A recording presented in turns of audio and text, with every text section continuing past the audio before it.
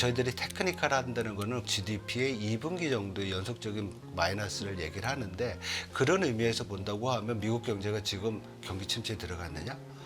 얘기하기 굉장히 어렵죠. 그렇죠. 왜냐하면 1분기 때도 그렇고 2분기 때는 경제 성장률이 또 되게 높게 나왔잖아요. 경기 침체에 대한 판단은 신중하게 해야 된다고 보고 있고요.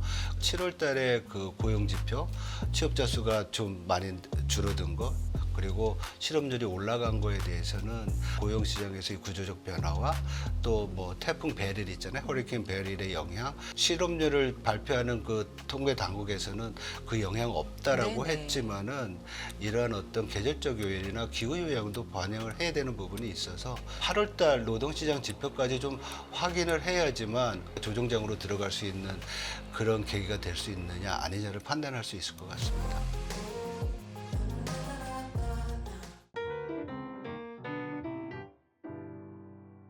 경기 침체 우려가 깊어지면서 지난주 시장은 마무리가 됐고요. 급기야는 FOMC에서 금리 인하를 9월에 강하게 예고를 했었는데 9월 이전에는 FOMC가 지금 없는 상황인데 긴급으로 FOMC를 열어야 된다. 뭐 이런 얘기까지도 그래서 인하를 해야 된다. 시장에서는 이런 얘기까지도 나오고 있는데 이번 주 이런 얘기들도 어떻게 좀 마무리가 되고 진정이 될지 시장 반응 좀 봐야 될 것 같은데요. 여러 시장 진단 이코노미스트 장재철 박사 모시고 또 이야기 나눠보도록 하겠습니다. 박사님 안녕하세요. 네, 안녕하세요. 안녕하세요. 네. 월요일 좀 기분 좋게 시작을 해야 되는데 물론 힘차게 시작은 했습니다. 그렇지만 시장 내용, 경제 내용을 보면 참 암울하고 네. 앞이 좀 안 보이는 얘기들이 많은데 일단 글로벌 증시가 전반적으로 급락하면서 지난주 마무리했고요. 말씀드린 것처럼 경기 침체 우려가 좀 크게 불거진 상황이거든요. 어떻게 보셨는지 궁금합니다. 네, 지난 8월 2일 날 미국 고용 지표가 생각보다 되게 이제 안 좋게 네. 나왔죠. 실업률이 4.4%까지 올라갔는데 이런 어떻게 보면은 지난달 그 전에 매달 0.1%포인트씩 슬금슬금 올라오다가 갑자기 0.2%포인트 올라서 4.1에서 4.3으로 올라갔습니다. 네. 근데 이게 어떻게 보면 뭐 큰 변화냐라고 볼 수 있겠지만은 미국 연준이 생각하는 장기적인 어떤 평균 실업률이 있습니다. 그게 4.2%거든요.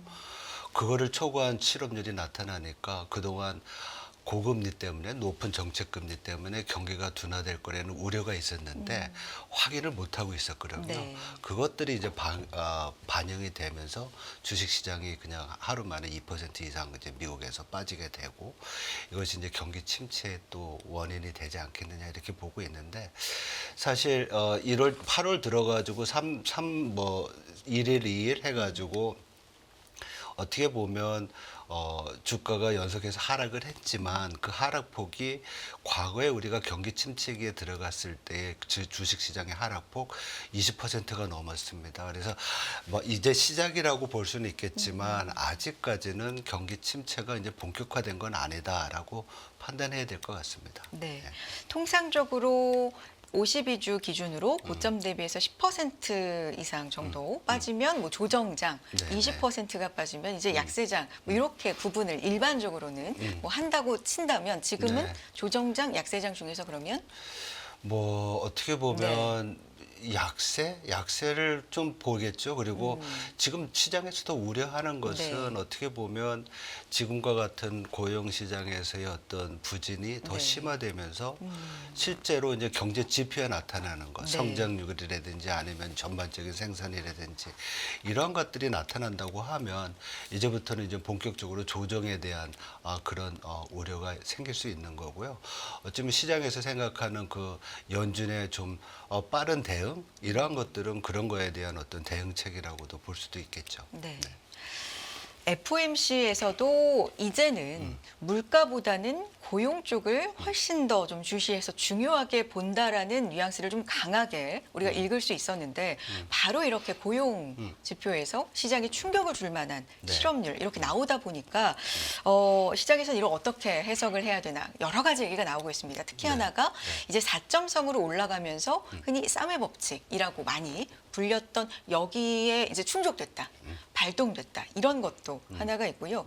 또 그 전일의 제조업 PMI도 워낙에 좀 안 좋았었기 때문에 여러 가지가 좀 겹쳐서 이건 정말 침체가 오고 있는 거 아닌가라고 강하게 받아들이고 있는 것 같아요. 지표 어떻게 해석을 해야 될까요?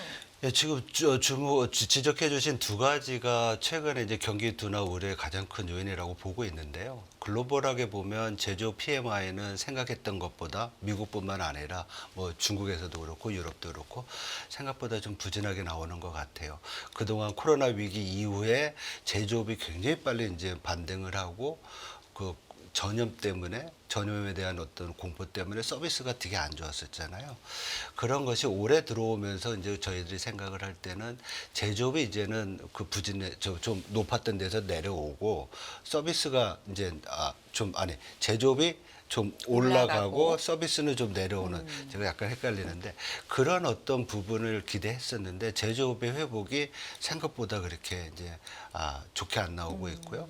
거기에는 아마도 그동안 뭐 미국뿐만 아니라 많은 선진국들이 정책 금리를 높이 올리면서 경제를 좀 긴축적으로 가져간 것들이 영향을 미치는 것 같습니다. 왜냐하면 뭐 제조업이라고 그러면 우리가 크게 생각할 수 있는 게 내구재 뭐 소비도 크게 볼 수 있잖아요. 전반적인 글로벌 수출이나 무역에 영향을 미치는 거 이러한 것들은 금리의 영향을 많이 받잖아요. 그래서 금리가 좀 내려와야 되는데 이것이 물가가 굉장히 스티키하면서 높은 수준에 유지되니까 좀처럼 이제 회복되지 못하는 부분이 있고, 근데 금리 부분이 좀 내려와줘야 되는데 그것이 계속 지속된다는 것은 인플레이션이 스틱해야 되는 거였거든요. 근데 이것이 2분기를 지나면서 인플레이션이 점점 내려오는 모습이 보였어요. 그래서 지난 5월과 6월 달에 인플레이션이 미국 같은 경우에 생각보다 빨리 내려오면서 인플레이션에 대한 우려는 적어졌죠. 네. 그래서 이제 금리를 우리가 이제 내릴 때 중요하게 봐야 되는 것이 무엇이냐 했을 때는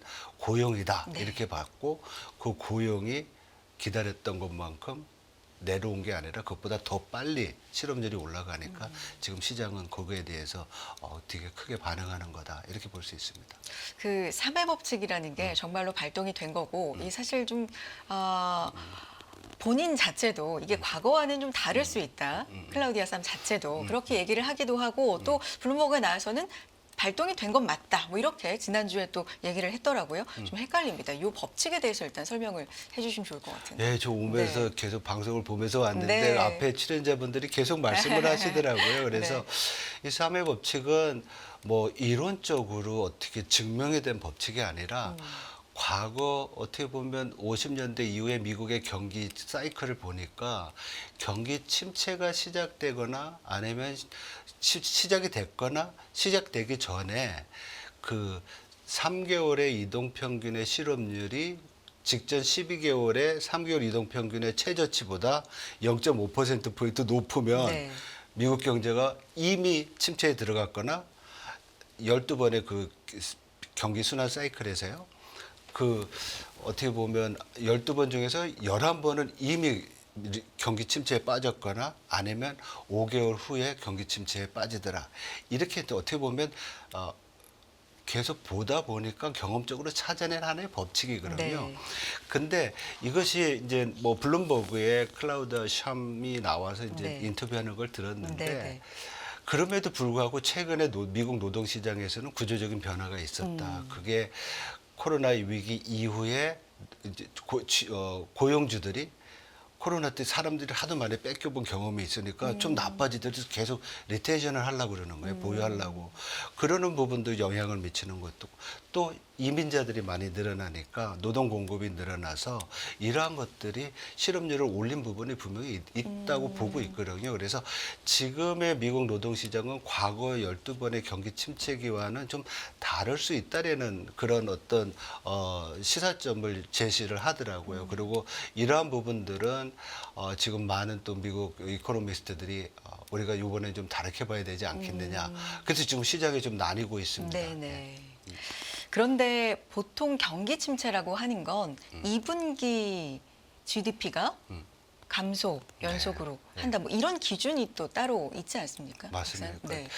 사실 이제 우리가 그걸 네. 이제 테크니컬 리세션이라고 기술적인 경기 침체에 들어갔다고 하는데 왜냐하면 우리도 GDP를 가지고서 본다고 하면 실질적으로 지난 2분기 GDP는 2분기 때 나오지 않고 3분기 들어와서 나오거든요. 시차가 존재합니다. 그래서 시장에서는 그렇게 시차를 가지고서 경기를 판단하면은 투자할 때 기회를 놓칠 수 있잖아요. 그래서 이거 어떻게 하면 좋을까 볼 때 어떤 경우에는 그 GDP도 뭐 빨리 나오면 우리나라는 1분기 후에 나오죠. 미국은 2분기 후에도 나오고. 그래서 이거를 좀 우리가 빨리 볼 수 있는 방법이 없을까 해서 미리 볼 수 있는 방법이 없을까 해서 GDP 가지고 전기 대비 뭐 2분기 이상 마이너스다 그렇게 보는데 공식적으로 경기 침체나 비즈니스 사이클 정의하는 것은 미국의 전미경제연구소 MBR에서 발표를 하는데 굉장히 지금 2분기 이후에 판단을 합니다. 뭐 네. 3년이 지나서도 하고. 그래서 저희들이 테크니컬 한다는 거는 그나마 시차가 있지만 빨리 나올 수 있는 GDP의 2분기 정도의 연속적인 마이너스를 얘기를 하는데 그런 의미에서 본다고 하면 미국 경제가 지금 경기 침체에 들어갔느냐? 얘기하기 굉장히 어렵죠. 그렇죠. 왜냐하면 1분기 때도 그렇고 2분기 때는 경제 성장률이 또 되게 높게 나왔잖아요. 그래서 이러한 부분들이 마이너스가 아니라 플러스로 계속 나가고 있고 올해 경제 성장률도 잠재 성장률을 상회하는 2%대 중반을 또 생각을 하고 있는 상황이기 때문에 경기 침체에 대한 판단은 요번에 되게 좀 신중하게 해야 된다고 보고 있고요. 그런 의미에서 7월 달에 그 고용 지표, 취업자 수가 좀 많이 줄어든 거 그리고 실업률이 올라간 거에 대해서는 앞에서 말씀드렸던 고용시장에서의 구조적 변화와 또 뭐 태풍 베릴 있잖아요. 허리케인 베릴의 영향, 뭐 비엘에서 실업률을 발표하는 그 통계 당국에서는 그 영향 없다라고 네네. 했지만은 이러한 어떤 계절적 요인이나 기후 요인도 반영을 해야 되는 부분이 있어서 좀 우리가 좀 기다려봐야 되지 않나 이렇게 봐서 8월달 노동시장 지표까지 좀 확인을 해야지만 이게 이제 우리가 조정장으로 들어갈 수 있는 그런 계기가 될 수 있느냐 아니냐를 판단할 수 있을 것 같습니다. 이번 한 번의 지표만으로는 네. 판단하기가 좀 좀 섣부른 어렵다. 것 같다. 네. 그런데 시장에서는 네. 항상 빠르잖아요. 받아들이는 게 연준이 실수했다. 네. 네. 이번에 금리를 당장 내렸어야 되는데 실수했다. 그리고 이제 9월 FOMC가 있는데 그 이전에 긴급으로 빨리 열어야 된다. 뭐 이런 얘기까지도 지금 네. 나오고 있는 상황입니다. 네. B컷 얘기, 네. 뭐 50bp나 얘기 나오고 있고요. 어떻게 보세요? 예, 지금 말씀드렸듯이 7월 달이 만약에 여러 가지 구조적이나 일시적 요인으로 또 나타난 그 노동시장의 부진이었다고 하면 그렇게 긴급하게 회의를 열 필요는 없을 것 같습니다. 그리고 연준 입장에서는 뭐 항상 연준이 비하인드 커브 그래서 좀 대응을 늦게 한다라는 그런 게 있지만은 이 중앙은행은 매크로 큰 거시경제를 운영하는 그런 책임을 가지고 있기 때문에 네.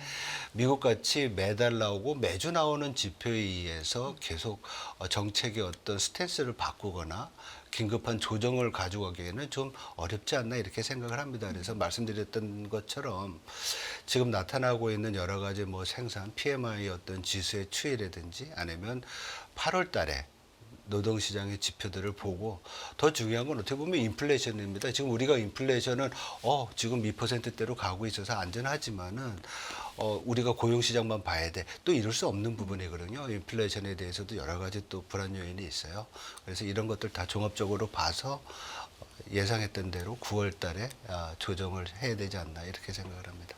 그렇다면 박사님께서는 9월 예상대로 연준이 예고한 대로 인하를 네, 단행을 하고 그렇다면 올해 경로는 인하 몇 번 정도로 예, 예상을 하고 그러니까 계세요?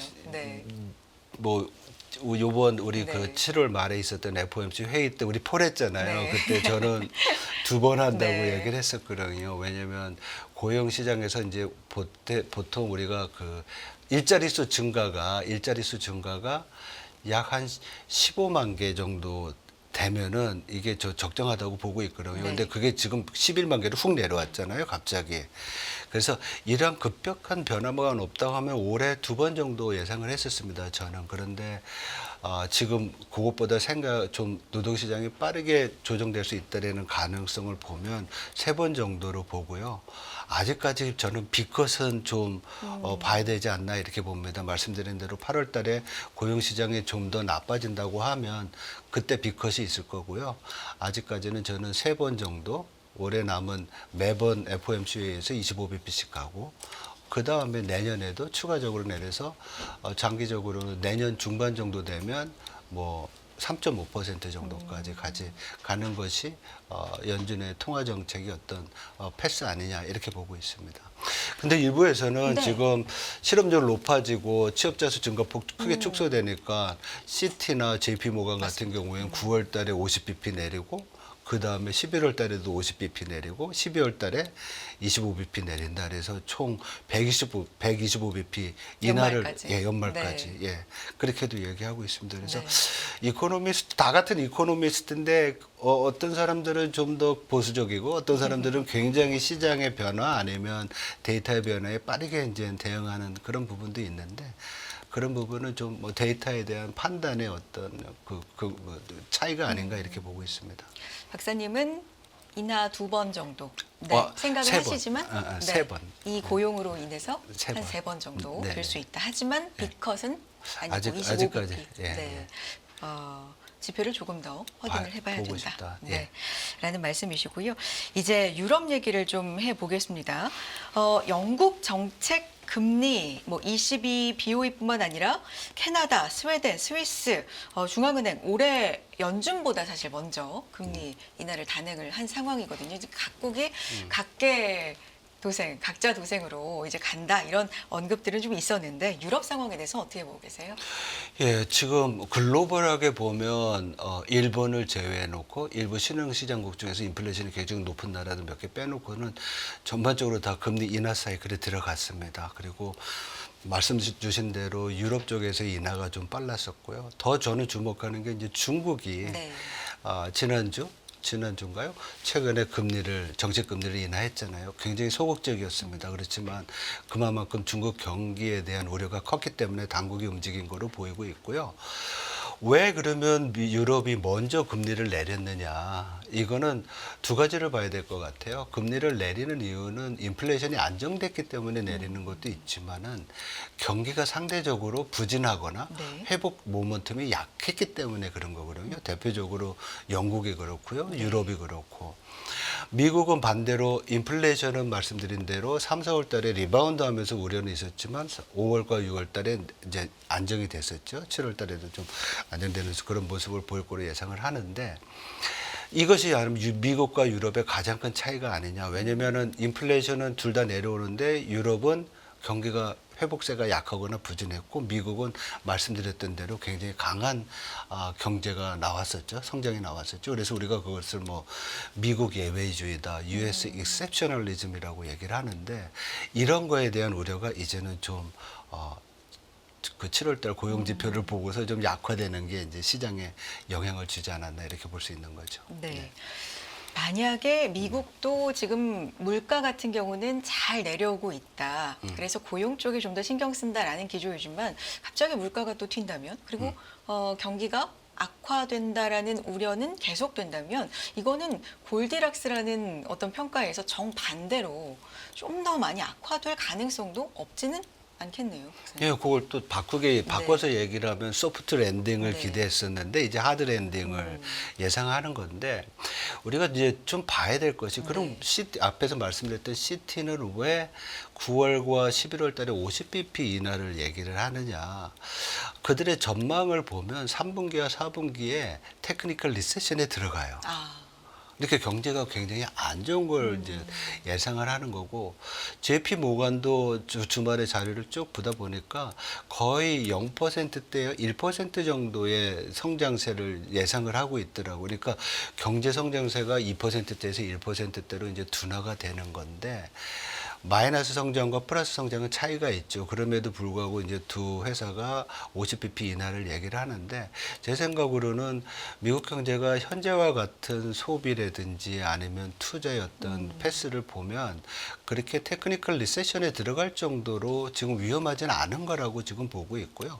더 중요한 것은 지금 우리가 금리를 낮춘다고 얘기를 하잖아요. 금리를 낮추는 이유는 금리가 높았을 때 경제가 이제 긴축적으로 들어가면서 소비와 투자를 억압을 하는 거, 억제를 시키는 거잖아요. 근데 그 속도를 줄일 수 있는 재량권이 페드가 가지고 있거든요. 그런 면에서 보면 어떻게 보면 금리를 그렇게 크게 낮출 정도로 나쁘지는 않을 수 있다라는 걸 좀 말씀드릴 수 있을 것 같아요.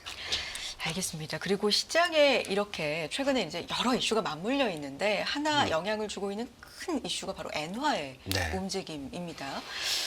엔저 시대가 이제 저물고 엔화의 강세 방향 쪽으로의 이 속도 전환이 좀 급격하게 지금 나오고 있는 상황이거든요.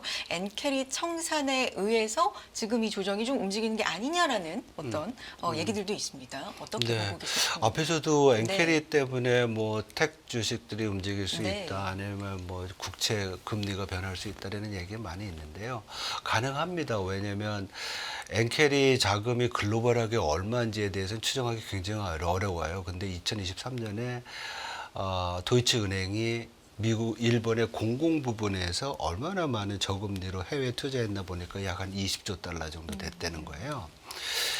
그러니까 우리 지금 공공 부문만 말씀드렸는데 우리가 와타나베 부인이라는 얘기 하잖아요. 네네. 또 민간도 엄청 투자를 하거든요. 이런 것들이 만약에 해외에 있던 것들이 다시 일본으로 들어가게 되면 해외 자산 가격은 떨어지고 엔화는 강세가 되고 이게 더 가속화될 수 있다라는 생각을 할 수 있잖아요. 근데 제가 볼 때는 이러한 자금의 흐름들은 어떻게 보면 해외에서의 기대 수익률이 낮아지는 것보다도 엔화가 강세가 되면서 엔화 표시 수익률이 떨어질 가능성이 더 크거든요. 그래서 이게 이렇게 급격하게 움직일 가능성은 크지 않다라고 봅니다. 그렇지만 여전히 엔화 강세는 반대로 얘기하면 달러 약세를 의미하는 것이고요. 달러 약세가 된다고 하면 에너지 가격이 또 올라갈 수 있는, 왜냐하면 모든 에너지들이 이제 달러 표시니까 에너지 생산 국가들은 소위 말해서 구매력을 유지하기 위해서 달러 약세를 가격을 올려서 보상받으려고 그러잖아요. 그래서 그렇게 에너지 가격도 올라갈 수 있고, 또 엔화 강세면 일본 수출 기업들이 또 부진해질 수 있고, 그래서 여러 가지 금융시장에서의 변동성 요인이기는 합니다. 그렇지만 급격한 어떤 엔화 흐름의 변화가 나타나기는 좀 어렵다, 이렇게 볼 수 있는데요. 제가 뭐 지난달에 생각했던 것보다 그 정도를 좀 더 크게 보는 거는 연준이 만약에 빅컷을 2번씩 하면서 크게 빠르게 움직인다고 하면 그 정도는 커질 수 있을 것 같습니다. 알겠습니다. 지난 금요일에도 일본 증시도 정말 크게 빠졌습니다. 거의 네. 6% 네, 거의 가까이 6%. 니케이가 좀 하락을 했는데요. 좀 지켜봐야 되겠고요. 이제 그래서 우리나라 얘기를 좀 해보겠습니다.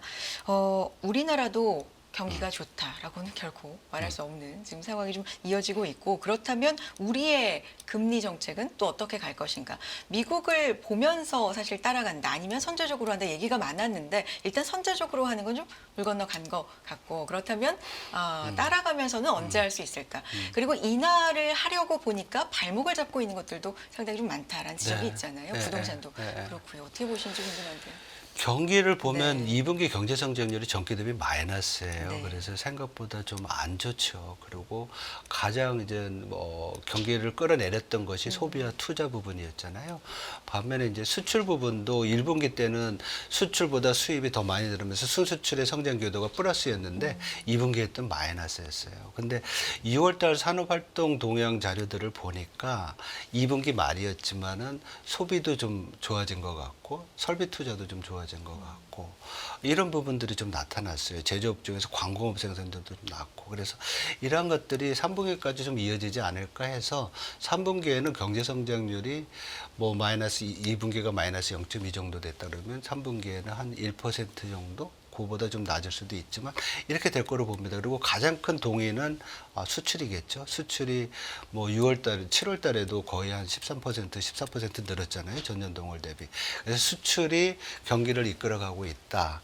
그래서 2분기 전체로 놓고 보면 뭐 동행지수 그 순환 변동치가 있는데 마이너스에 부진화되는 거죠.